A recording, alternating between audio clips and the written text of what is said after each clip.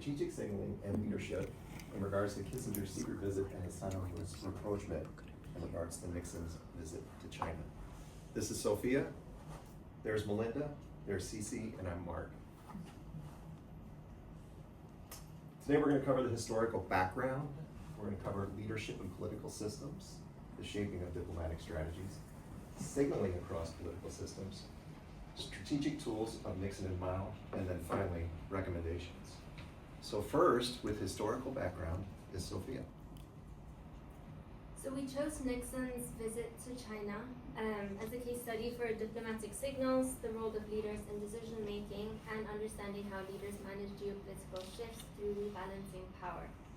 First, the key issues of foreign policy under Nixon's presidency in the late 1960s was the prolonged Vietnam War, and second was stalled nuclear arms negotiations with the Soviet Union labeled as the Strategic Arms Limitation Treaty. In a public forum with the President of France, Nixon also acknowledged the imminent need to engage China rather than isolate China. Second thing that we would like to highlight in this presentation was the back channel that was used by Pakistan.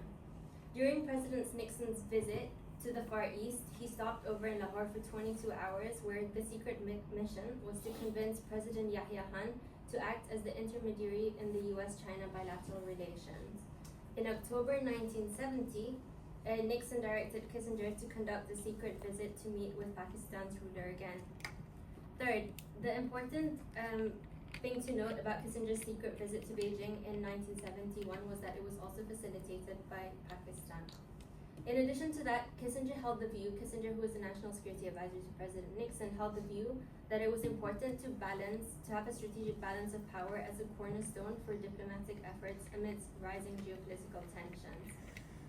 Next, one thing that we also wanted to highlight was the importance of using signaling through sports. So this was the first instance where there was a public attempt at signaling where the Chinese government issued an invitation to the American table tennis team, and this opened a new chapter in the bilateral relations of the US and China. This became known as ping pong diplomacy. Next, more specifically on the character of President Nixon, the hawkish bias is seen through his anti-communist behavior, which positioned him as someone who had political cover domestically when dealing with China. More specifically, President Nixon was a member of the House Un-American Activities Committee and sponsored a bill that requires Communist Party members in the US to register with the government. In addition, he personally spearheaded the prosecution of Alger Hiss, a former State Department official accused of spying for the Soviet Union. Secondly, the publication of the 1967 Foreign Affairs article titled Asia After Vietnam strengthened the position that President Nixon really saw the importance in engaging China economically and also to address the threat of nuclear warfare. Next, there are a couple of photos that we wanted to share.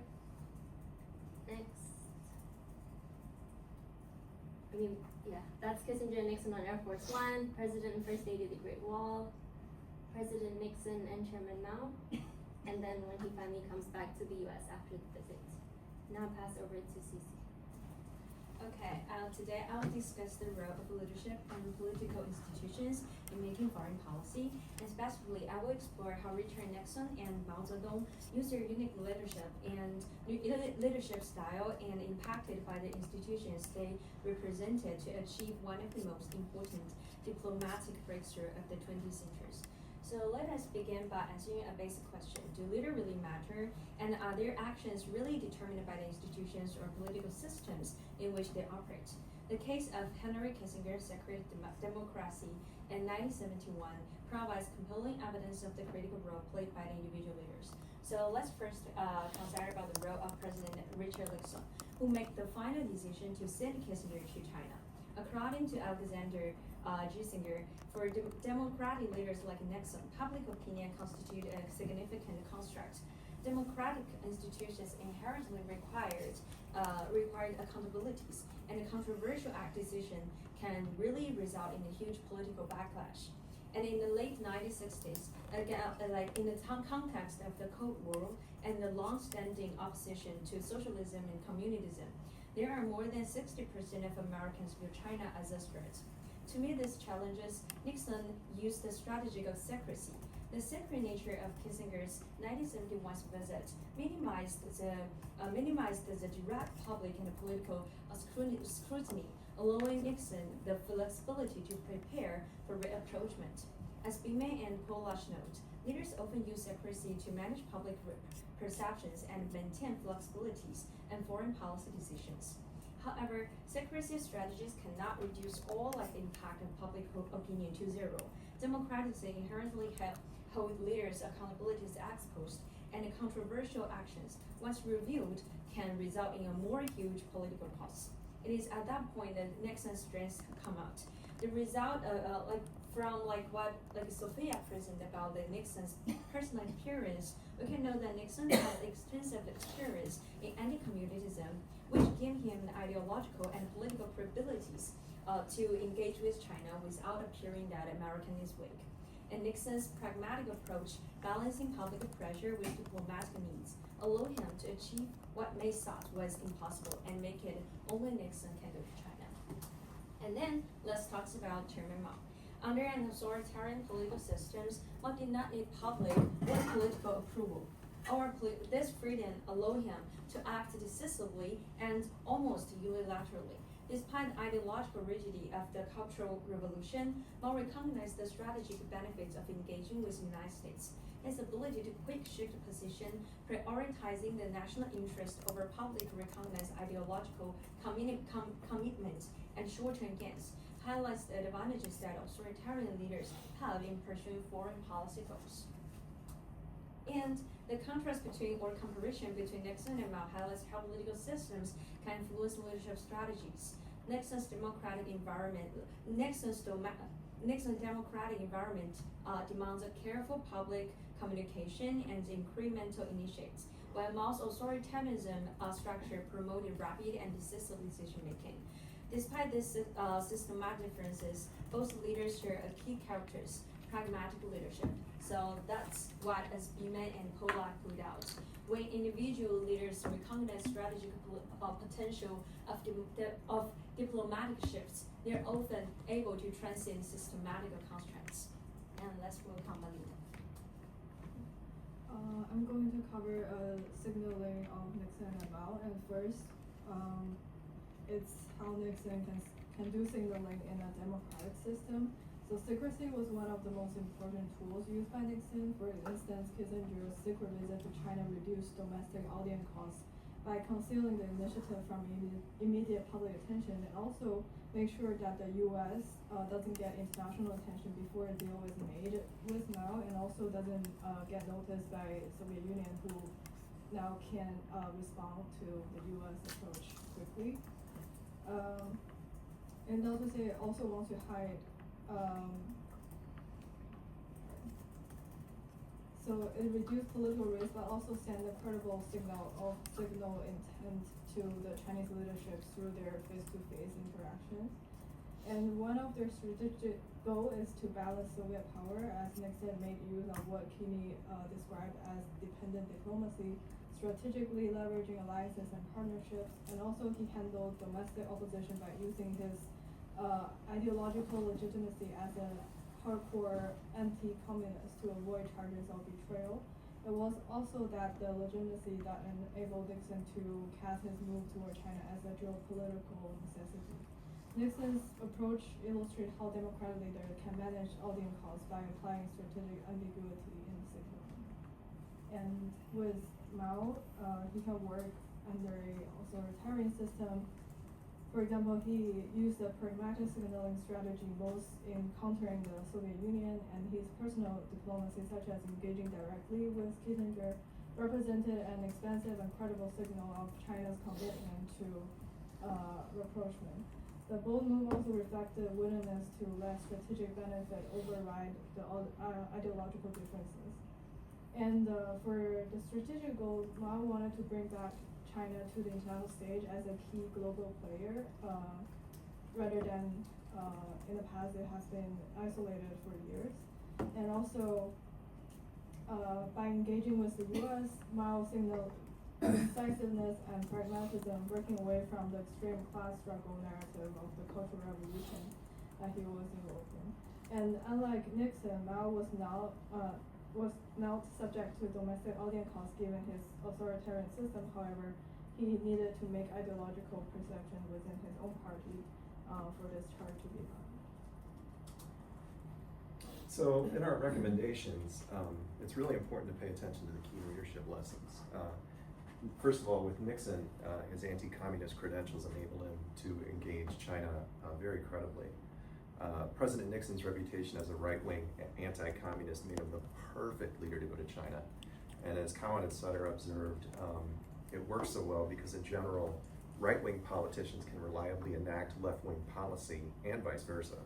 Because when policy is enacted directly opposing your political alignment, the perception of that is that the leader is not necessarily pursuing the policy out of political expediency, but because of the legitimacy of the policy.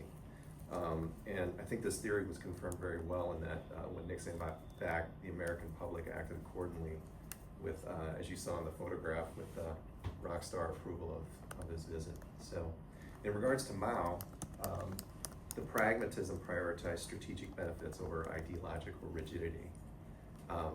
During this time, Mao was essentially very pragmatic about his current situation, especially with the major Sino-Soviet tensions. And this really helped enable the opening of diplomatic relations, as we saw, between America and China after the visit. Next, trust and rapport between leaders were instrumental. They got along really well from the beginning. Mao even joked to Nixon and said to him that he liked quote-unquote rightists, adding that I voted for you during the last election. And Nixon responded, I think the most important thing to note is that in America, at least at his time or this time, as he said, those on the right can do what those on the left can only talk about. This pragmatism was echoed by the two very experienced leaders that we saw with a relaxed approach to each other. Regarding the next recommendation is to pay attention to the enduring lessons for modern diplomacy. The importance of timing and seizing strategic opportunity. Timing was so crucial during this. Nixon and Mao really both seized upon a world moment that would not have been possible, say, just a few years earlier during the Cultural Revolution, 1960, even with the goings-on of both countries. There's also an immense value in the art of signaling incredible leadership and for overcoming these ideological divides, and we really saw that with Kissinger and Zhao. And additionally, the vision, pragmatism, and diplomatic skill being essential for breakthroughs are so important. Lastly, the contemporary relevance can't be ignored. As we look for the framework for U.S. challenges today, it's important to focus on our shared interests like security, trade, and climate change. And I think we're going to see in the future right now that's, but as they look back to this visit, hopefully they may come to a common ground. Also, rebuilding trust through signaling and mutual respect remains crucial. And I have the feeling that probably that's going on right now as we speak, as they're talking and trying to eliminate what's kind of some serious tensions right now.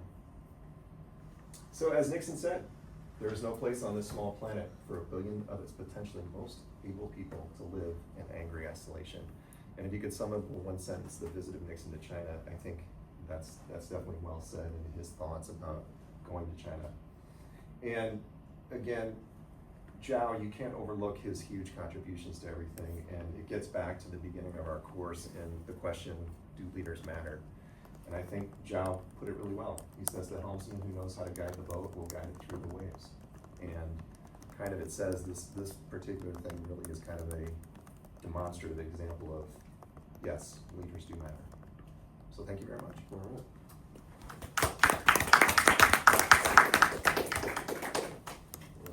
Questions? All right, so first, that last quote by Zhou Enlai makes no sense, right? The leader who knows how to guide the boat will guide it through the waves is a tautology, right? It's not. Well, go back to it for a second. The helmsman who knows how to guide the boat will guide it through the waves. Well, of course, right? Because like that's not saying anything. I think it's guided through versus guided and capsize. Yes. Those are the two But if you guide it and capsize, then you don't know how to guide the It's boat. like Well, yeah. it's a That's why it's a direct, tautology. it's like a direct transaction of kind of Chinese lyrics, and in that Chinese lyrics, it's make more sense like how to say, like It's like if you wanna like boat in the sea, it depends on like the people who handle this ship. Right, that makes more sense. Yeah, This I'm is sorry. It's- Because it's only in Chinese. I know, well, it's okay, I'm just pointing it out, you know. We like to bring sharp critical thinking to this project. So what am I good, okay, so I have a couple of questions. First, so I know this is a little bit afield from the project, but since you did talk about Mao a bit, what constraints did he face? I mean, I'm not comfortable saying, you know, obviously China's radically different political systems, but does he have back then, such control over, it's not my reading of China in the early 1970s, that he just does exactly what he wants? Like, what is he balancing? What's he hearing within? I mean, Joe is, as usual, kind of playing the role of the wise, like, down-to-earth counselor, but there were other people around him, right? Yes, like I think like for China's side, like because like compared with Nixon, who really faced like the public opinion, like what Mao faced is actually the elite's opinion, like the same group of people who built China, like the new China with him. And at that time, even we can even say like even this like the civil revolution is not act what like Mao really imagined like. So we should say like there are also a lot of like elites at that time who against like the contact with the United States, and also saying because at that time like the historical background is that China, US, and Soviet Union is almost like in the triangle like powers like condition, and there are some of like a group of people who think like China actually should try to like reapproachment with Soviet Union, but at that time Chairman Mao just to really find if we really want to keep like the connection with Soviet Union, it means that we cannot, we cannot be a kind of like we can only be like always in the second position in the communism like group, and at that time the problem of Soviet Union is also very more and more serious. So Mao decided to like reapproachment with Nixon, and also I think he can like not like. I do not think it's even like 80% of support inside the LS group, but I think at least they're almost like 60%. And how aware of the depths of the Sino-Soviet divisions were Kissinger and Nixon?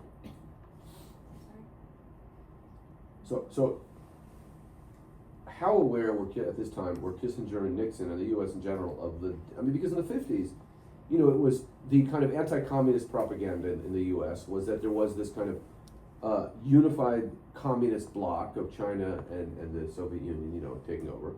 And by 1970, that's completely not true anymore, right? There's real deep divisions. How aware, and we know that now, but how aware, I mean, Nixon is, as early as 67 is playing around with this idea, right? But was the decision, listen, there's an opening here because of the Chinese and the Soviets are fighting with each other and we can really change things here? Was it that explicit? I guess if you look at it in the totality of what was going on in the region at that time, and obviously the Vietnam War was a huge aspect of that. The mining of the harbor, everything like that.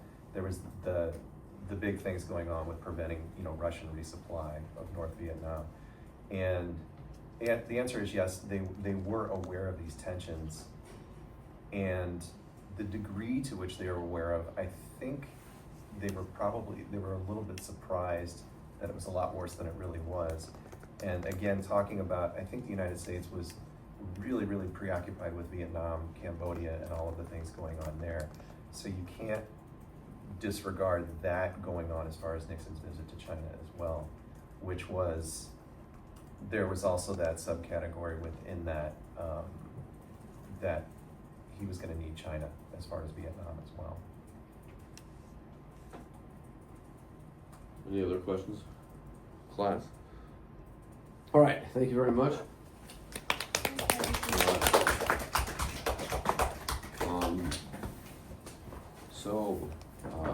That's it. That's every presentation. We don't know anything more about decision making. I mean, we know everything about decision making, so I mean, there's nothing more to learn.